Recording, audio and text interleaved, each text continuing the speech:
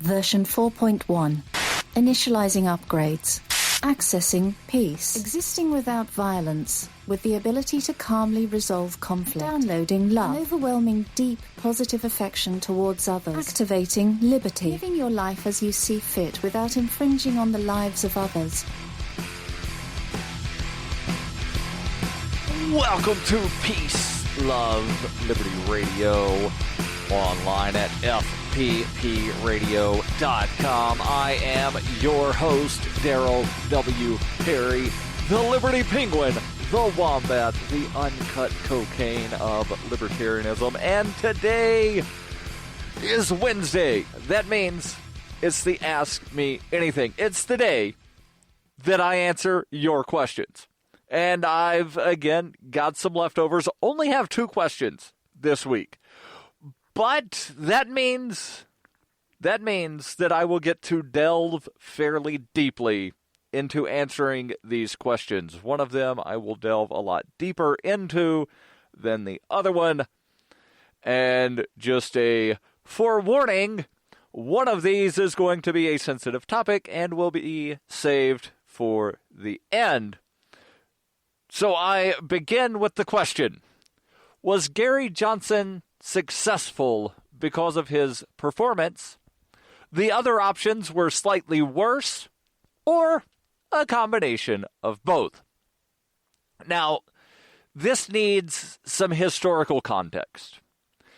And what I mean by that is we need to go back and look at the results of other presidential candidates that had run in multiple elections. Ross Perot, you may recall, ran in both 1992 and 1996. He had the same ballot access both elections. He did significantly worse in 1996 than he did in 1992. And most people will look at that and think, wait a second, that defies logic. Because you have, 4 years to build name recognition and a lot of other things. And, well, one would think that, there's 4 years to build name recognition, but that's not necessarily how things operate in politics, especially when you're running as something other than a Republican or a Democrat. And there were also significant differences between the 1992 and the 1996 elections. 1992 was an unpopular Republican running for re-election. And I know there are going to be some people that say, Ross Perot lost the election for George Bush. No. George Bush lost the election for George Bush. George H.W. Bush, the president that got elected in 1988, was running for re-election in 1992, was not a popular president. All of the polling data, and that includes the exit polling, all of the polling data indicates that George Bush would have lost the election whether Ross Perot were running or not. So Ross Perot, running in 1992, actually wound up pulling about the same number of votes from Bill Clinton as he did from George Bush, and that's if you believe that votes belong to the Republicans and Democrats and everybody else pulls votes from there. But I digress.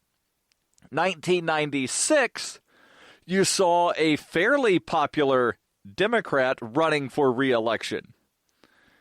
And I don't have the numbers in front of me, but I believe that Bill Clinton's popularity numbers in 96 were somewhat higher, significantly higher in 96 than what George Bush's popularity numbers were in 92. So you've got that difference of popular president versus unpopular president running for re-election. And again, in 96, Ross Perot wound up, again, if you buy the whole thing of votes belong to Republicans and Democrats and people pull votes from there, he, quote unquote, pulled votes almost equally again from the Democrats and the Republicans, but did significantly worse, wound up getting only 8% as opposed to, I believe it was 19% that he got in 1992. In 1996, you also had Harry Brown as the Libertarian Party nominee. That was his first campaign. He wound up doing slightly worse in 2000 than he did in 1996. Now, part of that is going to be because in 1996, he did not have 50 state plus D.C. ballot, or rather in 2000, Harry Brown did not have 50 state plus D.C. ballot access because the Arizona Libertarian Party wound up putting a different candidate on the ballot. But Arizona alone does not account for the difference of votes between 96 and 2000 for Harry Brown. There was also, I believe, Howard Phillips from the Constitution Party that in 1992 was the U.S. Taxpayer Party. Howard Phillips was on the ballot in 92, 96, and 2000. He had a bit of an increase. I forget if it was between 92 and 96 or 96 and 2000, but the difference there was that he had more ballot access on the second run, or the run with the higher vote total. 1996, also Ralph Nader. Ralph Nader was the Green Party nominee in 1996. Now, he did not run an active campaign in 96. Rather, he allowed the Green Party to put his name on the ballot in some states, but he said, I'm not doing any campaigning, and they said, that's fine. And so from 96 to 2000, in 2000, Nader did do an active campaign, and he wound up doing significantly better in 2000. And again, a huge difference between the 96 election and the 2000 election. In 2000, it was an open seat with a not so popular vice president running for the presidency. And then there was obviously the fairly popular governor of Texas running for the presidency. And in a lot of ways, 2000 mirrored the 2016 election in that the candidate that wound up getting the most popular votes did not win the electoral vote, although in this election the electors have yet to meet. They do that in about a week and a half. But we'll delve into the historical differences a little bit more before I continue with the question about 2016. Stay tuned. This is Peace, Love, Liberty Radio. You can support FPP Radio by shopping online. Whether you're looking for precious metals, bitcoins, or books, you'll find that and more at shop.fppradio.com. Every purchase you make from one of my affiliates, like Namecheap, Spendabit, and Amazon at shop.fppradio.com helps fund FPP Radio. Or you can shop directly from FPP with Bitcoin in the Bitcoin store. That's shop.fppradio.com. The Doublespeak Dictionary by Leslie Starr O'Hara satirizes the marked difference between the ideal of we the people and the reality of we the elite, while offering an insightful glimpse into the clockworks of the totalitarian mind. Ever irreverent but never irrelevant, the Doublespeak Dictionary serves as a subversive and humorous but timely reminder that the emperor has no clothes. The Doublespeak Dictionary is available from Amazon.com and all major bookstores. You're listening to Peace, Love, Liberty Radio with Darryl W. Perry, online at fppradio.com. Welcome back to Peace, Love, Liberty Radio, online at fppradio.com. I'll continue answering the question, as well as giving the backstory, if you will.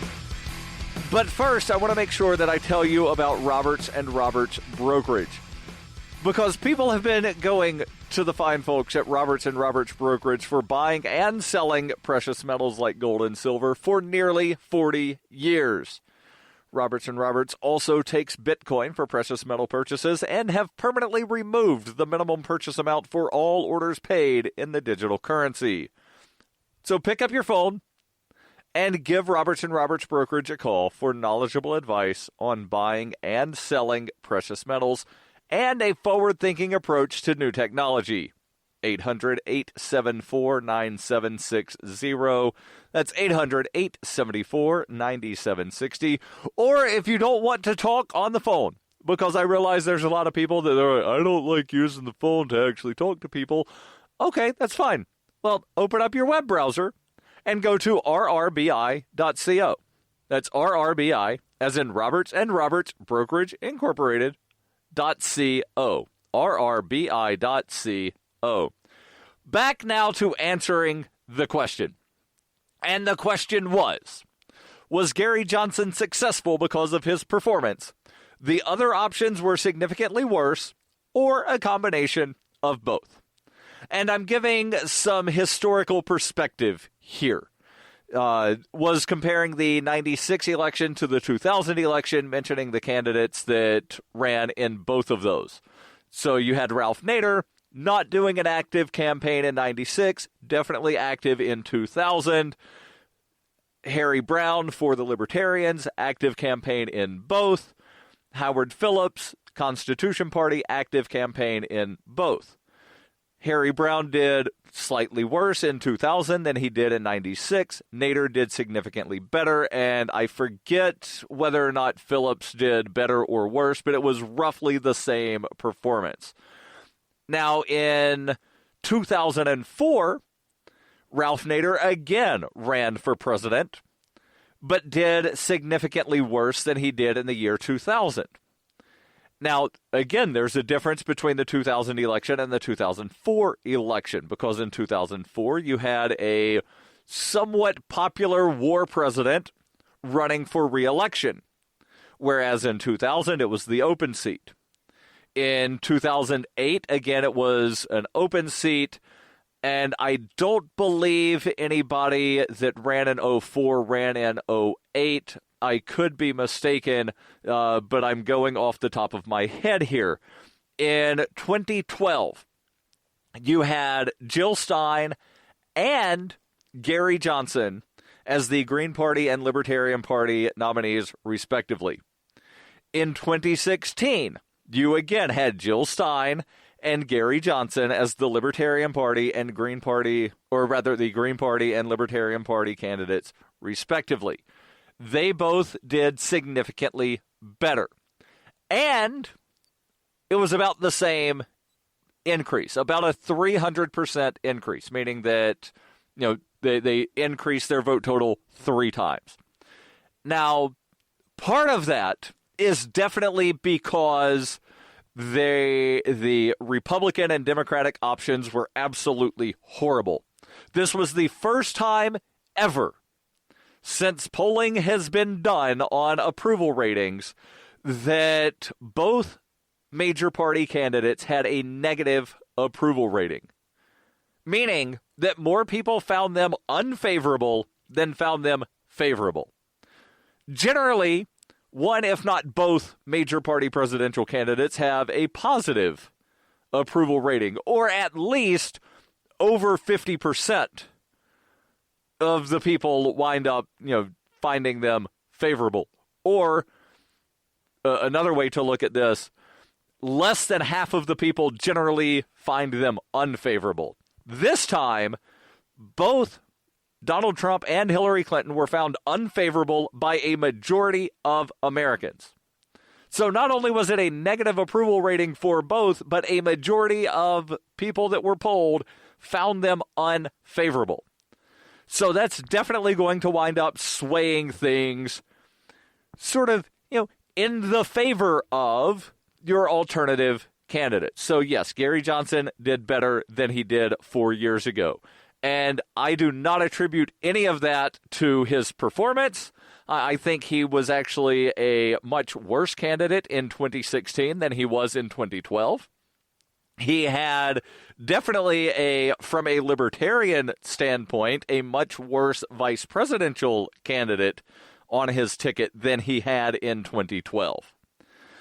So you're asking my opinion here, and I'm just going to be blunt. No, his performance had absolutely zero to do, performance as in how he, carried himself during the campaign had zero to do with how he did at the ballot box.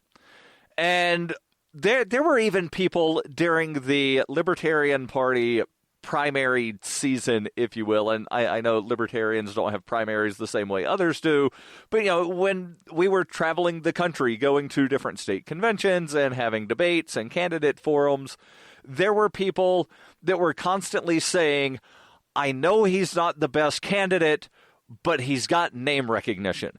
So the way he was performing as a candidate had zero to do with him getting the Libertarian Party's nomination.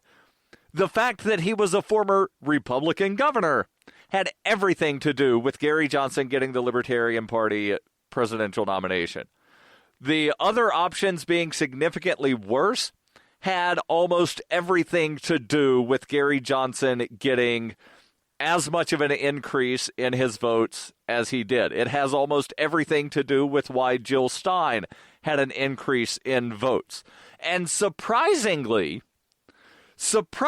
and I was shocked when I read this as well, the Republicans even wound up getting more votes this time than they did 4 years ago.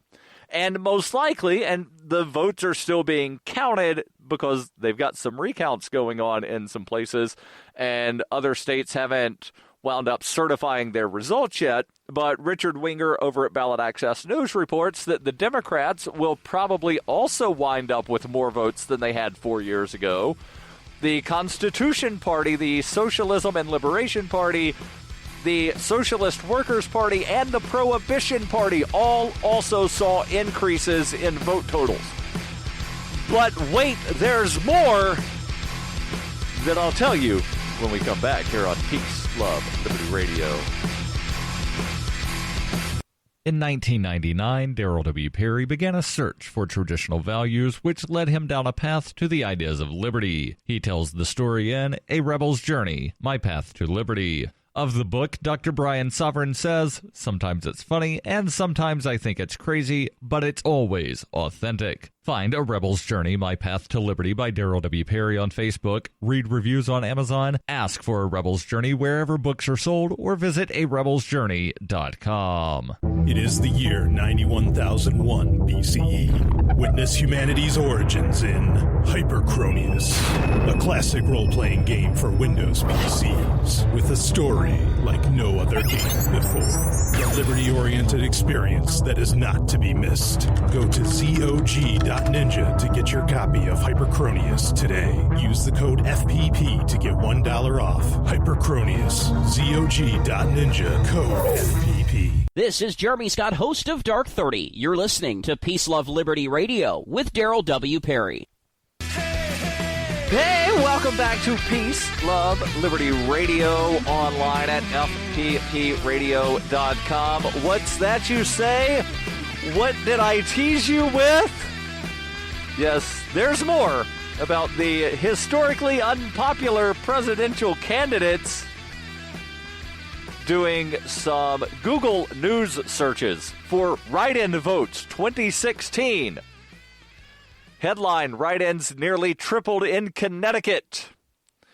A story out of Tennessee. There were 7 times more write-in votes this year than in 2012. Headline, did Harambe actually get 15,000 write-in votes? No, he didn't. That actually wound up, that story about Harambe getting 15,000 write-in votes, apparently came out the day after the election. So, votes were still being counted, and people were like, oh, Harambe got 15,000 votes. No. I will post the link to the PolitiFact on here where they give it a pants on fire. But write-in votes are still being tabulated. And according to the U.S. Election Atlas, and they do an amazing job over there at the U.S. Election Atlas, according to the numbers that they have posted right now, and again, some of this will change, they're showing 942,251 scattered write-in votes. Now, some of those went to people that, might not have been on a ballot in a certain state, like Darrell Castle didn't have 50-state ballot access. Jill Stein did not have 50-state ballot access. Rocky De La Fuente, Gloria La Riva. of course, Bernie Sanders. Bernie wound up getting about 5% of the vote in his home state of Vermont as a write-in candidate. Yes, you heard that right. Bernie Sanders got 5% of Vermont's vote as a write-in candidate. So that 942,251 scattered write-ins will wind up changing once they tabulate how many Bernie got on their chart here. And, of course, assigning write-in votes to Jill Stein and others that were not on all of the ballots that did qualify in some states to be a write-in. Now, there were also a lot of votes for none of the above. None of the above actually listed on the ballot in Nevada, as none of these candidates wound up as a ballot-listed choice in Nevada, getting 28,863 votes. And, yeah, so we definitely had an increase in people that were voting for someone other than Hillary or Donald. And again, I think that has everything to do with why Gary Johnson did so much better in this election than he did 4 years ago. It has almost everything to do with why Jill Stein did better this election than she did 4 years ago. And again, I mentioned there's a lot of similarities between 2000 and 2016. And I think Tom Knapp is right on this one. Tom Knapp, of course, the host of the Napster podcast, runs the Napster blog. That's KNAPPSTER.blogspot.com.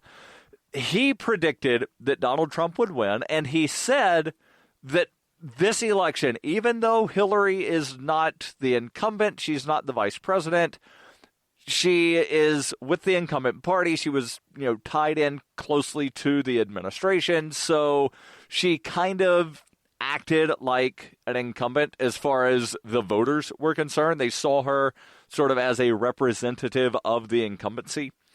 And generally, the undecided voters wind up going to the opponent, the primary opponent of the incumbent. There were a lot of people that did not want to tell anyone, even a pollster who was doing an anonymous poll. They didn't want to tell anyone that they were voting for Trump. So that, I think, did play a lot into Trump getting elected. And again, the just utter dissatisfaction with Hillary and Donald really helped everybody that was not Hillary or Donald. The next question, and this is the one that I warned you about at the beginning that is going to be kind of a sensitive topic, and I will explain my answers somewhat in depth here, but will not go into details. The question is, okay, so I was reading about a woman arrested for animal cruelty because she had sex with her dog. Aside from it being really gross in my personal opinion, is it really abuse? I mean, obviously the dog was a willing participant if it mounted her. And this is where libertarians tend to disagree on some things. There are some libertarians that say animals are property and you can do with it what you want. That means you can abuse your animal if you want to. Blah, blah, blah, blah, blah, because animals don't have rights. And then there are the people that say it doesn't matter whether animals have rights or not. You can't really own an animal. You can take care of an animal. You can, claim to be the caretaker. You can, be the human in charge of whatever the animal does. But that does not give you the right to abuse the animal. And, you should at least try to, care for the animal.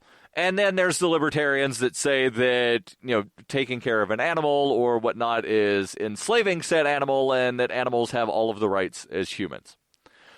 I'm somewhere on the you can't own an animal, but you can be its caretaker sort of standpoint. So that's part of it. So I would say you do not have a right to abuse your animal, but is having sexual intercourse with an animal actually abuse? I will answer that question here in the closing moments of Peace, Love, Liberty Radio.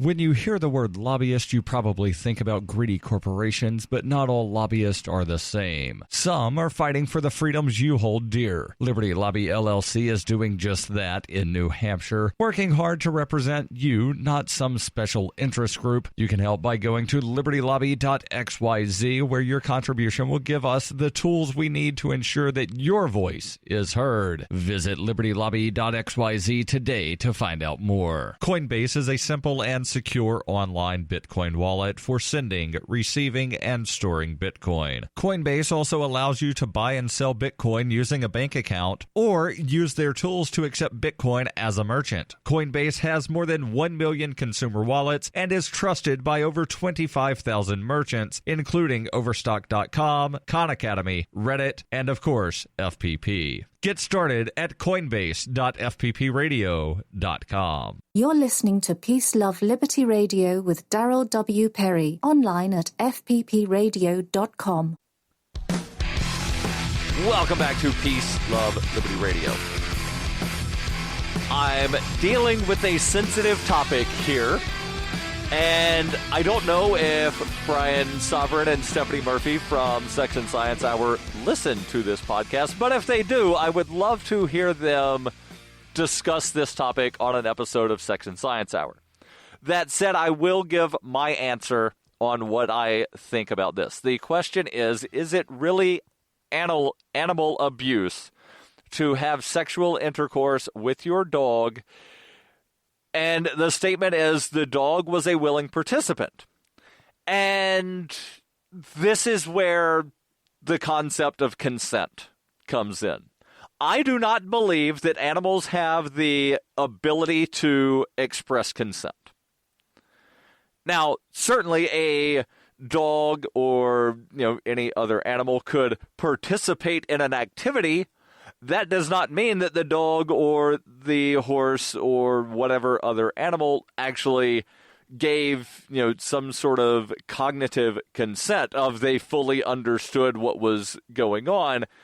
Just because they participated does not make them, does not grant them the ability to consent. Just like there are humans that are able to participate in something, but that does not mean that they have the mental functions to be able to give consent. And there are some people that want to turn this into, some kind of weird discussion that it's not. But a lot of times, age of consent gets brought up when this is being discussed. And there are some people that say, well, the law is 16, so nobody under 16 is capable of giving consent, even though I recognize that, a certain percentage of 14-year-olds are having sex with 15-year-olds and 15-year-olds are having sex with 16-year-olds. The 14 and the 15-year-old were not able to give consent, so therefore illegal. But, well, let's just look historically. About 100 years ago, people recognized, people are hitting puberty around the, somewhere between 12 and 14. And medically speaking, once you hit puberty, you are no longer a child, you're an adult. And then, you have the ability, and you should understand what consent means. And, physically, you are an adult once you hit puberty. That's all I'll say on that topic, other than I think that if you have a sexual act with someone who has not hit puberty, you have absolutely committed rape. It doesn't matter if the person says yes, they do not fully understand what they're able to or what they're consenting to. Just because they, let it happen doesn't mean they consented. Same thing goes for animals. I believe that animals do not have the cognition to give consent, just as children cannot consent. This is Peace, Love, Liberty Radio. I answer your questions every Wednesday. Send those over AMA at fppradio.com.